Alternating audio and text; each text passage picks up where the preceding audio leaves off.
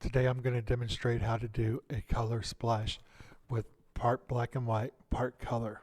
The first thing I do is go in and create a second copy of that layer, so I have one layer that I can make black and white and one layer that's in color.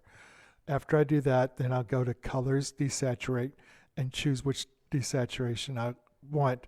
There are 5 different modes: luminance, luma, lightness, average,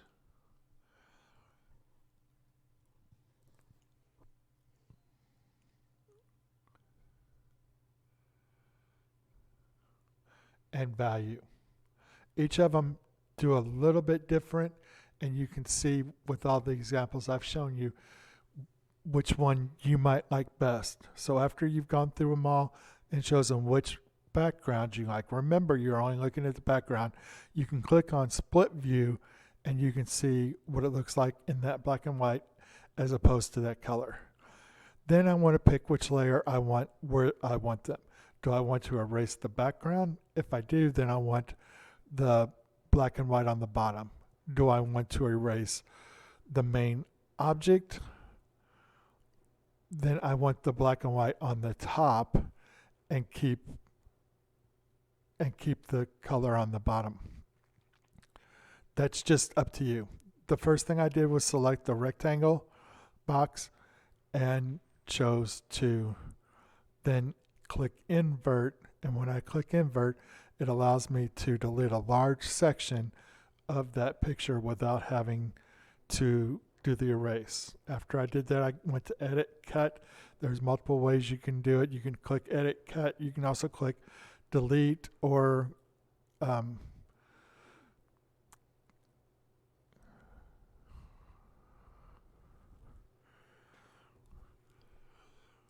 then I went to select the other colors. I started to select the color green, and you can see the first time I did it, it picked up the darkest green. The second time I did it, it picked up the mid-tones of the green. And the last time I did it, picked up most of the light tones of the green and really picked up most of the background. I started to erase it a little bit, but then I decided to just go ahead and click the delete button and delete all of that, because as I looked at it close enough, I could tell that none of those pixels were going to be inside my object that I wanted to keep, so I didn't have to worry about deleting something that I wanted to keep. But you can see it doesn't pick up everything. It did leave some pixels in color at the bottom that are sort of orange and sort of green that I do not want as part of my color splash. I zoomed in to get a much better look at what I wanted to cut, what I wanted to keep, and what I wanted to delete.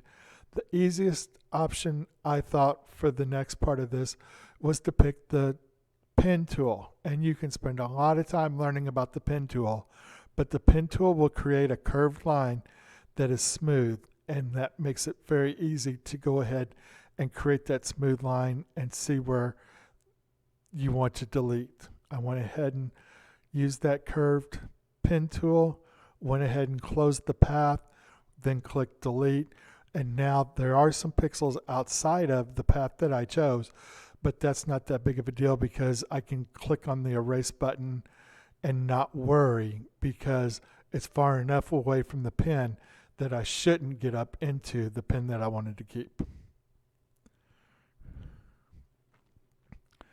The next thing I did was to click on the magic wand and select the orange along the edge of the pen. I found that the orange along the edge of the pen allowed me to create an edge that I was comfortable being straight enough. So then I just clicked invert and then went in and started to erase everything outside of that pen.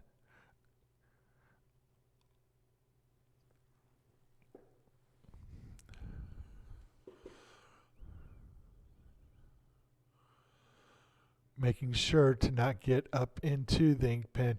As you can see, some of the ink pen is still left unselected, which means that I could accidentally erase some of it that I don't want to.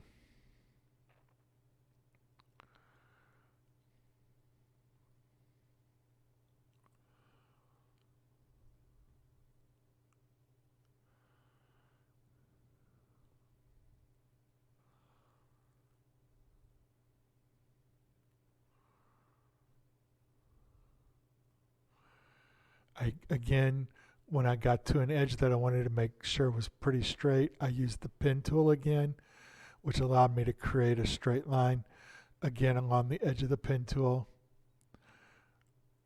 or along the edge of the pen. Then I zoomed out so that I could see a little bit better if I had missed anything. You can see that along the edge of my box, I had some stragglers that I didn't get rid of, so I had to go back in and use the eraser and erase those stragglers so that I didn't